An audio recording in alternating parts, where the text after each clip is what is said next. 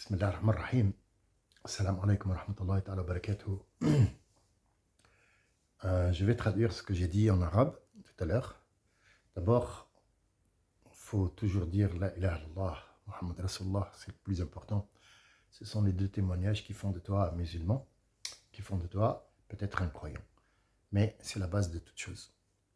Dieu, qui a la puissance, qui possède tout, et son prophète qui a révélé l'existence de Dieu.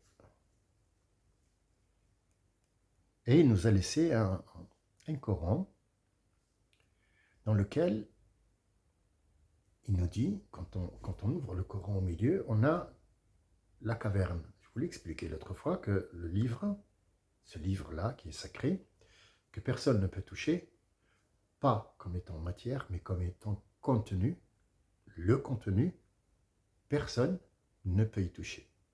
Mais lui, il peut toucher des gens. Si ces gens-là, ils ont une bonne intention pour rentrer dans le Coran, pour un petit peu s'imprégner de ce qu'il y a comme sens, il les touchera.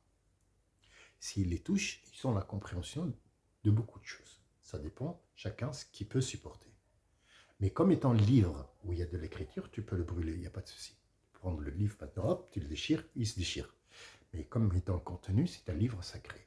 Alors on ne dit pas livre, ce sont des écrits sacrés. Parce que le livre, en fait, le mot livre, fait partie d'une bibliothèque. Ici, on va comparer notre Coran, c'est au moins 50 milliards de milliards de bibliothèques, et c'est pas fini. C'est ce qui est écrit dans cette sourate qui est bien au milieu. Tac. Tu l'ouvres bien au milieu, tu trouveras les mêmes pages de là et les mêmes pages de là, tu trouveras le verset ou bien la sourate de la caverne. Alors la caverne, c'est traduit.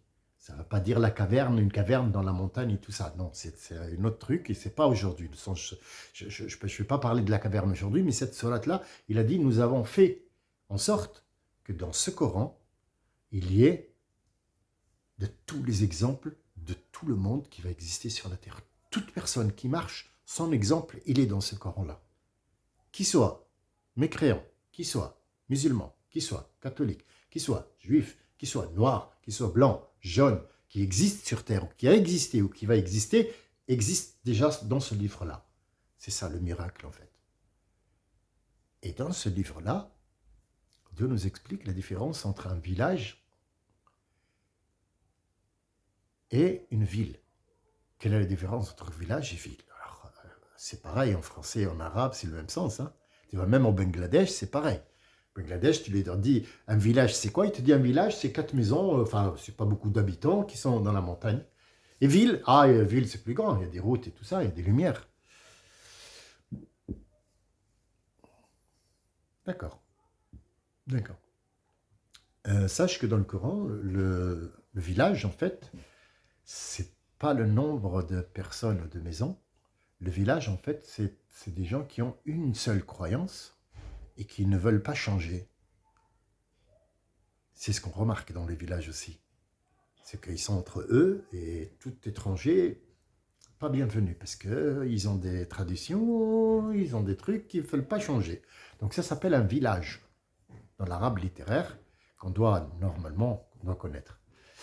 Et ville, ville, il a dit, ville, c'est autre chose. Il y a beaucoup de monde, il y a des partis qui sont conservateurs, il y a des partis qui viennent pour être contre ces partis-là, il y a des gens qui veulent gouverner, il y a des gens qui ont des croyances, il y a des gens qui sont d'une autre sorte, de gens noirs, rouges. Il y a du monde, ça bouge, il y a un sens, il y a tout, il y a de tout. Ah, ça c'est une ville, d'accord.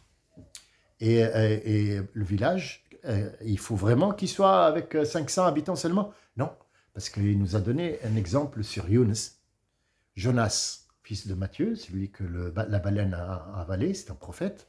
Et quand il a été on l'a raconté l'histoire, et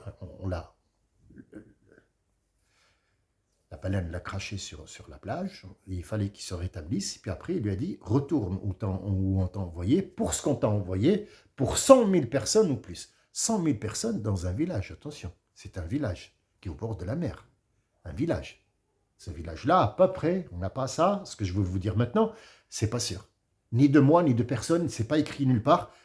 Ce sont des trucs qui viennent dans les historiens ont dit c'est peut-être un village qui est à peu près dans les entourages, là où il y a les trucs grecs et romains, comme par exemple la Grèce ou la Palestine ou un truc comme ça. Donc dans le bassin méditerranéen à l'époque, et la mer, c'était la mer Noire. C'est ce qu'on dit. Après, est-ce que ça, c'est véridique? On s'en fout. On s'en fout. Parce que Dieu, dans le Coran, il n'a pas dit dans une mer noire qui est près de machin truc, mais il t'a dit, on l'a envoyé pour 100 000 personnes. Il t'explique qu'un village, ça ne veut pas dire qu'il y a 4 personnes dedans. Il t'explique, le village, qu'est-ce que c'est? Il peut y avoir 1 milliard dans un village. Et oui, c'est pas parce que Bombay, c'est un village, c'est une ville qui est remplie de monde en Inde et il y a plus tellement ils sont tassés, ils passent l'un contre l'autre comme ça, tellement c'est rempli. Ça ne veut pas dire que c'est une ville. Ils peuvent avoir tous la même religion et le même truc et ils acceptent personne. Donc ça devient un village. Une ville, il y a des opposants, il y a des trucs, il y a des gens qui sont musulmans, il y a des gens qui ne sont pas musulmans, il y a des noirs, il y a des rouges. C'est un mélange. Ça, c'est la ville, et ça, c'est le truc. Après, nous avons un truc, on dit Ar-Rijal Qawwamun 'ala an-Nisa en français, ça veut dire elle, les hommes sont plus forts que les femmes. C'est la traduction. Si on traduit, c'est comme ça. L'homme, il est plus fort que la femme. C'est ce qu'on a traduit. Ar-Rijal Qawwamun 'ala an-Nisa. T'es sûr? Oui. Et ben Allah, il est Qayyum. Dans la sourate de Kursi, de la chaise qu'on lit tous les soirs avant de dormir. Allah Qayyum. Qayyum. Qayyum pour l'être humain. Donc il est plus fort que l'être humain. Ça veut dire qu'il a plus gros muscles, en fait. C'est ça? Qayyum. D'accord. Mais dans la salette, qu'on fait la salette qui est inscrite, on dit Qad qamat as-salat. Avant de dire Allahu Akbar, on dit Qad qamat as-salat. Ça veut dire c'est un truc qu'on doit prononcer. On dit attention. Qamat salat, ça veut dire quoi, qamat? Ça veut dire elle est forte. Et le jour du jugement dernier, il s'appelle Al-Qiyam, Yawm Al-Qiyam. Il y a un problème quelque part, non? Si on prenait l'arabe et on va le traduire. Alors, Al-Qiyam, Al-Qayyum, Al-Raji, Al-Qayyum, tout ce qui est Qayyum, ça veut dire c'est une responsabilité qu'on va prendre au sérieux. C'est le sérieux. Yawm al-Qiyamah, le jour du jugement dernier, c'est un jour sérieux. On ne joue plus. Fini. Qad qamat as-salat, celui qui est derrière l'imam et qui va dire Qad qamat as-salat. Attention, nous allons rentrer dans un truc sérieux. On va prendre au sérieux. Là, on ne joue plus. On va rentrer en prière. Attention, on ne joue pas dans la prière. L'homme, Qayyum, ou bien Qawwam plutôt, Qawwam 'ala an-Nisa. Ça veut dire l'homme est plus sérieux que les femmes. Attention, qu'est-ce que je voulais dire? Ça veut dire que l'homme, quand il va prendre quelque chose, il va la prendre au sérieux, il va se mettre à travailler parce qu'il a une responsabilité à la maison. Est-ce que la femme n'est pas responsable? Si, elle est plus responsable que lui, mais dans son domaine à elle. Du moment que la femme, elle va sortir pour faire juge, par exemple, pourquoi la femme n'a pas le droit d'être juge dans l'islam? Je vais vous expliquer un truc. La femme, dès qu'elle commence à mettre du mascara et mettre du fer à joue et sortir sa petite poitrine, on n'est plus dans le sérieux. On n'est plus dans le sérieux. Il n'y a pas de sérieux.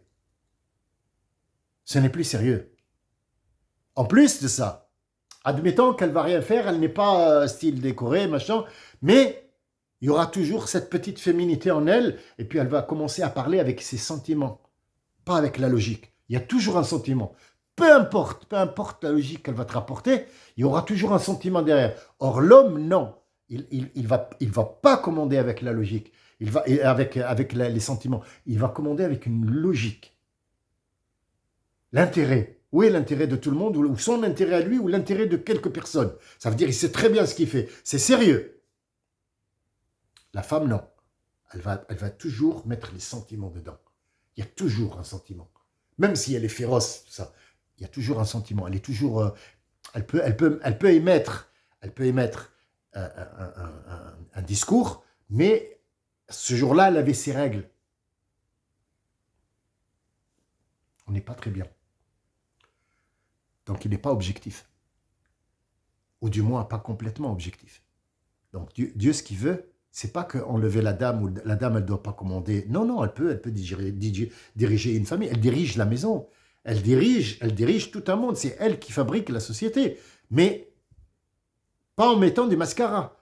Ça veut dire qayoum, on prend les choses au sérieux. C'est du sérieux. C'est une responsabilité. C'est pas un jeu. Donc c'est ça, qayoum. Voilà, je vous ai expliqué qu'est-ce que c'est village, qu'est-ce que c'est truc, et qu'est-ce que ça veut dire qayoum ou qiyam. Je vous ai juste apporté des éclaircissements. Après, on ne peut pas me dire que je suis sexiste ou féministe ou je ne sais pas quoi. Moi, liberté de penser, je dis ce que je veux, comme je veux, du moment que j'attaque personne. C'est mon idée propre à moi. Et je l'ai dit, voilà, et je sais ce que j'ai dit. Et je suis responsable de ce que j'ai dit parce que je n'ai attaqué personne. Wassalamu alaikum wa rahmatullahi wa barakatuh.